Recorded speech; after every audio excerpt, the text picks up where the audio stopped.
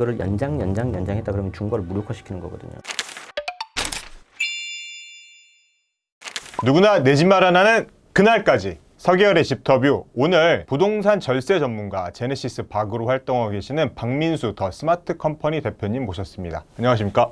네, 안녕하세요. 불러주셔서 고맙습니다. 네, 아유, 별 말씀입니다. 당연히 진작부터 모시고 싶었는데요. 사실 오늘 모신 이유는 윤석열 대통령 시대가 드디어 열렸습니다. 그렇죠. 최근에 윤석열 정부의 110대 국정과제 발표를 했는데 그중에 지금 부동산 세제 정상화 이건 굉장히 중요하게 다뤘습니다. 네네. 이전에 대선 때 내걸었던 공약에 비해서 이번에 조금 달라진 부분도 있을 텐데 어떤 부분들 좀 주목해서 봐야 될까요? 네, 그렇죠. 이제 출범하기 일주일 전이었죠. 5월 3일 날 110대 국정과제라고 해가지고 거의 한 138페이지에 걸친. 다 보셨나요? 저는 그냥 필요한 부분만 네. 양이 굉장히 많은데 그렇죠. 아마 우리 집코노미 구독하고 계신 분들은 관심사항이 이제 부동산 세금, 그렇죠. 그리고 이제 대출, 그리고 공급, 아마 부동산 정책 쪽일 거예요. 근데 거기 그 첫 번째 장에 국정과제 6가지라고 나와 있어요. 그럼 부동산 정책이 어디에 있냐? 바로 1번에 있습니다. 그만큼 중요하다는 거죠. 특징이 혹시 뭔지 아세요?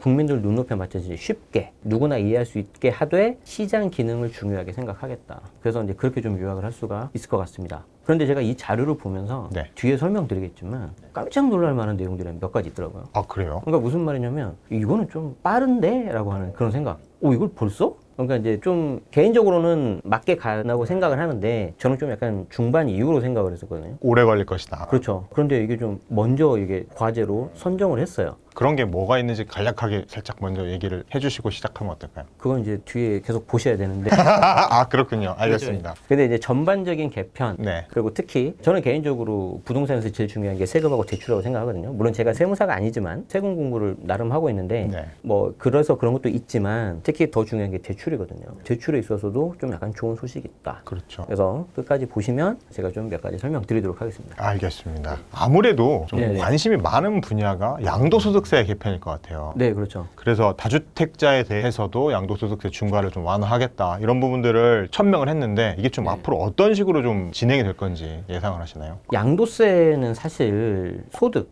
쉽게 말해서 양도 차익이 있을 때 이제 내는 세금이잖아요. 쉽게 말씀드려서.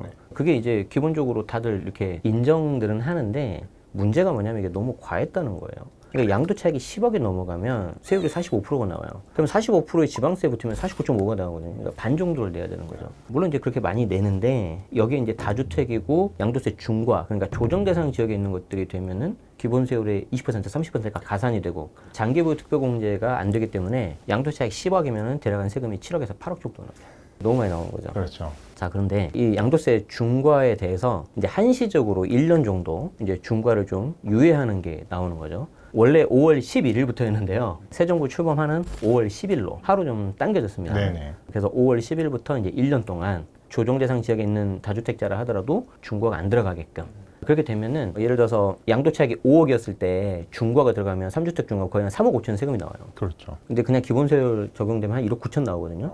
그러니까 거기서 이제 한 1억 6천 세이브가 되는 거죠. 그래서 그 부분에 있어서 좀 중과가 이제 1년간 이제 배제가 될 거고, 이에 따라서 이제 여러분들이 이제 부동산 시장을 바라보는 그 관점도 많이 달라져야 될 것 같다. 그렇게 생각이 좀 됩니다. 그러면 이게 앞으로 이렇게 한시적으로 1년이잖아요. 원래 사실 공약에서는 2년 이렇게 얘기했었는데 1년을 줄긴 했어요. 네. 이런 개편은 주택시장에 좀 어떤 영향을 좀 미칠지 좀 궁금합니다. 여기에 이제 제 개인적인 생각이 아무래도 좀 많이 말씀드려야 될 것 같은데, 일단 결론부터 말씀드리자면 1년 아닐 수도 있어요. 아, 더 연장. 왜 그러냐면 소위 말해서 양도세 중과 무력화 방법. 그러니까 지금 양도세 중과는 당연히 이제 소득세법에 있는 내용하고 소득세법 시행령, 그리고 이제 국토부에서 이제 주거정책심의에서 이제 조정대상 지역을 정하잖아요. 네네. 예, 그런 것들이 다 맞물려 가지고 진행이 되는데 세금적인 측면이기 때문에 법을 이제 중요하게 생각해야 되지 않습니까? 그렇죠. 그런데 아시는 것처럼 아직 국회 다수당이 민주당인데 그렇죠. 이게 어떻게 시행이 되느냐? 그게 이제 소득세법 시행령을 개정해서 할 수 있는 거거든요. 그럼 이제 대통령령으로 바꿔가지고 그 부분을 좀 이렇게 완화할 수가 있어요. 시행령이니까. 그렇죠. 자, 그렇게 되면은 일단 1년으로 한시적으로 할 거예요. 아, 그런데 그렇게 이제 물량이 좀 많이 나오니까. 그렇죠. 우리가 이제 마감 세일 곧 끝나면 지금 나오잖아요. 그렇죠. 네, 그렇듯이. 그런데 저는 개인적으로는 이게 만약에 효과가 좀 있다, 아니면 뭔가 다른 이유가 있다, 여기서부터는 좀 약간 정책적 목적이 들어갈 수가 있는데. 그렇죠. 자, 그렇게 하고 본다면 이거 1년 연장 더 할 수도 있어요.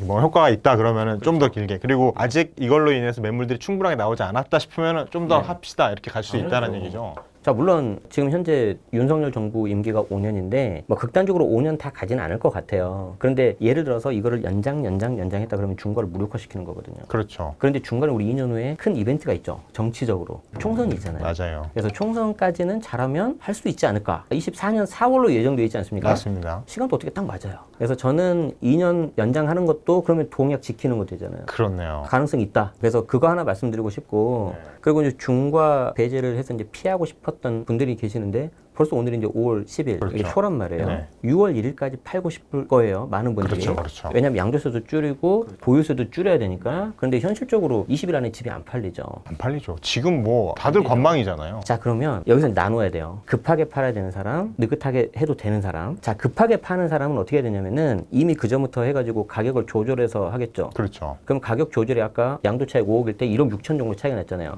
1억 6천 내에서는 내가 레인지 맞춰서 조정할 수 있다는 거예요. 급매로 팔아도 된다는 거죠. 어차피 내야 될 세금으로 생각했던 부분 안에서는 내가 좀 깎아서도 팔 수 있다. 1억 6천으로 이제 돌아가서 내가 줄일 수 있었는데 예를 들어서 한 6천 정도를 내가 그냥 급매로 팔자. 그러면 시세 대비 낮게 팔지만 1억 정도 세이브 된 거잖아요. 그렇죠. 원래 나갈 세금에서 1억 정도 내더 파는 거니까. 그렇게 해서 파셔도 되고 팔려고 봤더니 이게 좀 그런 물건 있지 않아요 혹시 기자님? 팔려고 봤더니 뭔가 아쉬운 물건. 아, 야 이거를 내가 팔어? 좀 더 갖고 싶은데. 이 정도면 내가 우리 사랑스러운 자녀한테 주는 게 낫지 않을까? 그런 분들이 지금 뭘 하냐면 부담부 증여래요. 아, 부담부증요. 왜 그러냐면 원래 이제 우리가 증여 건수가 지난 4년 동안 굉장히 많아졌잖아요. 그렇죠. 많이 늘었죠. 그런데 점차 줄어들었단 말이에요. 왜 그러냐면 증여하고 부담부 증여라는 걸 같이 이렇게 알아봐야 되는데 부담부 증여에 있어서 이제 채무 부분이 양도세가 나오잖아요. 아, 이 부담부증이라는 게 채무도 같이 가져가는 걸 그렇죠. 말하는 거죠? 조금 우리 구독자분들 위해서 좀 첨언을 좀 하자면 부담부 증여는 말 그대로 부담부, 게 채무를 부담해가지고 떠안는 이런 건데 예를 들어서 16억짜리 아파트가 있어요. 근데 거기에 전세 보증금이 8억 있습니다. 그러면 내가 이거를 받는 자녀, 수중자 입장에서는 채무기 때문에 8억이 채무기 때문에 여기에까지 내가 증여세를 낼 필요가 없잖아요. 그럼 남은 8억에 대해서만 증여세를 내면 끝나는 거죠. 그게 한 1억 6천 정도면 돼요.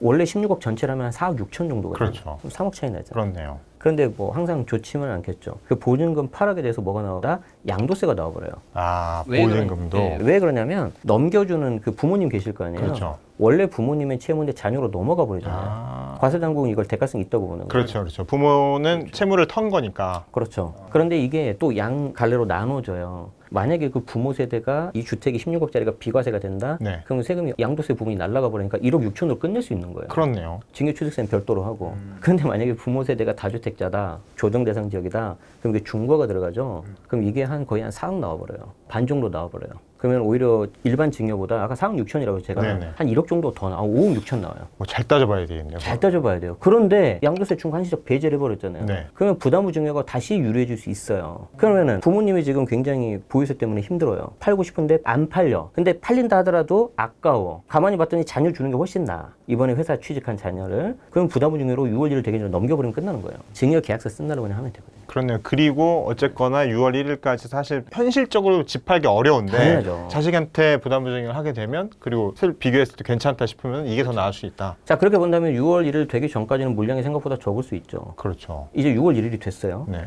이제 보유세 과세 기준일이 딱 됐잖아요. 6월 1일이 과세 기준일이니까. 그럼 1년치 보유세가 정해졌잖아요. 그렇죠. 자, 그럼 내가 물건을 갖고 있는 사람이에요. 어차피 보유세 내잖아요. 네. 그런데 지금 막 매물이 나와요. 같이 팔고 싶을까요? 지금 막 나올 때는 안 팔고 싶겠죠. 네. 굳이 내가 같이 팔아서 내 거 먼저 해주세요. 뭐 복비 좀 더 드리고 가격도 깎아드리고 할 수도 있지만 안 할 수 있다는 거죠. 그럼 어떻게 될까요? 그냥 관망하는 거예요. 계속. 급하게 나올 가능성이 적다. 그럼 그런 물건들이 넘어가면 올해 이제 하반기 정도에 나오겠죠. 3분기, 4분기 이럴 때 나오겠죠. 그렇죠. 그럴 가능성이 높죠. 그리고 내년 6월 1일 되기 전까지만 팔아도 되니까. 그렇죠. 그런데 아까 뭐라 그랬었죠? 제 개인적인 뇌피셜인데 1년 연장? 더 가능하다. 될 수도 있잖아요. 그러면 이제 보유세만 내가 해결하면 되는 거예요. 그래서 이제 양도세 중과는 보유자가 어떤 사람인지를 봐야 돼요. 그리고 그 사람이 갖고 있는 물건이 어떤 물건인지 그에 따라서 굉장히 복잡해질 건데 이제 이렇게 하면 좀 매수자분들 입장에서 좀 뭔가 허탈하잖아요. 그렇죠. 아니, 나는 매물이 나오길 기다리고 아니 있었는데. 이번에 대출도 풀렸다는데 네. 그러다 보면 못 사는 거냐. 자, 그런 분들이 노려야 되는 물건이 딱 하나 있어요. 뭔가요? 자, 잘 보세요. 어떤 물건이 나올지를 이제 봐야 되는데 상대방 매도자 측을 봐야 되잖아요. 그렇죠. 매도자는 1주택자, 2주택자, 3주택 이상자 이렇게 여러 가지가 있잖아요. 주택수로 봐야 되잖아요. 제일 힘든 사람이 어떤 사람들이냐면 절세 유통기한에 딱 걸린 사람들. 물건들. 내가 두 개를 가지고 있는데 둘 다 비슷하게 괜찮아. 근데 얘를 뭐 올해 10월까지 팔면 양도세를 한 2, 3억 세이브할 수 있어. 보통 양도 차익 5억이면 2억 정도 나오니까. 그렇죠. 고민되는 거예요, 이제. 이거 팔아서 2억을 세이브할까? 아니면 끌고 갈까? 보유세 많이 나온다는데 이 중에 아쉽지만 눈물을 먹고 파는 사람이 있어요. 아까 증여해도 된다고 했는데 봤더니 애가 이제 한 6살, 5살이야. 소득이 없으면 사실 안 되죠. 그래서 애를 빨리 낳으셔야 돼. 그런데 그러면 이제 이런 물건이 가끔 나올 수 있어요. 이런 물건이. 그럼 이런 물건은 저는 제가 매수자라면 그리고 LTV 80% 된다면 저는 잡아야 된다고 생각합니다.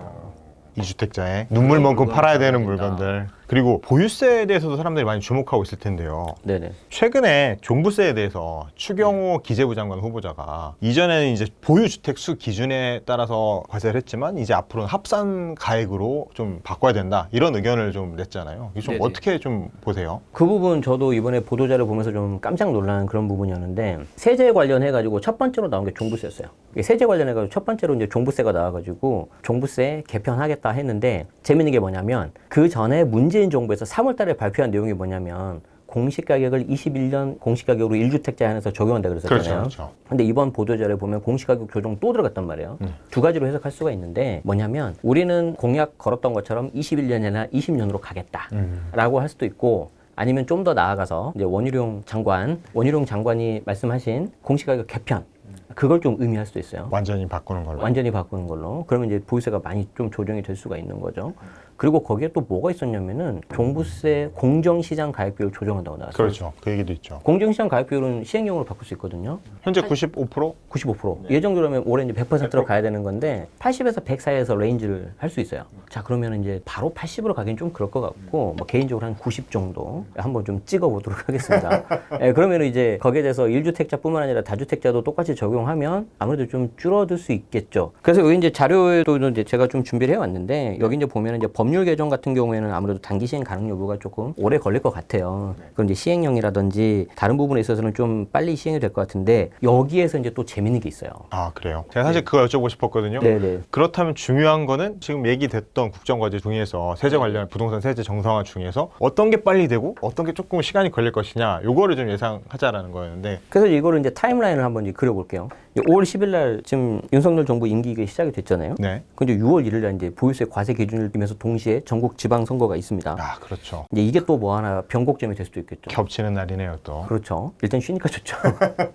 그리고 이제 약 2년 정도 지나면 22대 총선이 있고 이런 식으로 되는데 저는 총선을 기준으로 해서 그 전에는 단계적으로 즉시행 가능한 것들이 아까 공시가격 그리고 공정시장 가격 비율 조정하는 거 그리고 양도세 중과 한시적 유예 그리고 이제 대출 완화하는 거 요 정도 되고 나머지는 좀 미뤄질 거다. 아, 나머지는 법을 바꿔야 되는 부분은 그렇죠. 민주당이 쉽게 협조하지 않을 가능성이 훨씬 높다. 그렇죠. 그리고 이제 좀 미뤄질 거다라고 이렇게 생각을 했는데 그 중에 하나가 저는 개인적으로 가장 늦게 바뀔 게 저는 취득세라고 생각을 했어요. 아, 취득세. 왜 그러냐면 문재인 정부도 마찬가지고 윤석열 정부도 마찬가지고 부동산 정책이 너무 중요하긴 한데 또 이게 잘못해서 집값이 오르고 그러면은 윤석열 정부도 부담이 될 수밖에 없어요. 네. 그런데 일단 양도세에서 좀 풀어주고 있죠. 물론 한시적이긴 하지만. 그리고 좀 보유세도 약간 부담을 내려줄 수 있을 거란 말이에요. 근데 여기에 취득세까지 내리면 어떻게 될까요? 시장은 세금 부담이 확 줄어든다? 이렇게 느끼지 않을까요? 그렇죠. 그리고 이게 어떻게 잘못 전달이 되면 어떤 문제가 생기냐면 집을 팔고 또 사세요 이렇게 돼버릴 수 있어요. 그래서 저는 취득세를 뒤에 가서 좀 풀어주지 않을까라고 생각했는데 이번에 국정과제에 취득세를 개편하겠다 이거 나왔어요. 좀 깜짝 놀랐어요. 네. 그래서 이거는 실제 시행 여부를 떠나서 제가 봤을 때는 어떤 정책을 되돌리겠다, 좀 불합리한 거는 바꾸겠다는 저는 의지의 표현이라고 생각을 하고 두 번째 뭐가 있냐면 뒤이어서 말씀드릴 건데 공급하고 연결되는 건데 이 취득세율 개편해가지고 좀 뭔가 인센티브 주는 게 어디에 가냐 그러면은 제 생각에는 민간 임대, 주택 임대 사업자에 뭔가 인센티브를 줄 거다. 취득세 감면이 신규이면서 공동주택만 돼요. 그러면은 기축을 갖고 있는 분들은 혜택을 못 받잖아요. 근데 이제 그거는 안 될 수도 있지만 좀 그런 식으로 해서 뭔가 좀 요건을 풀어주지 않을까라고 저는 개인적으로 생각합니다.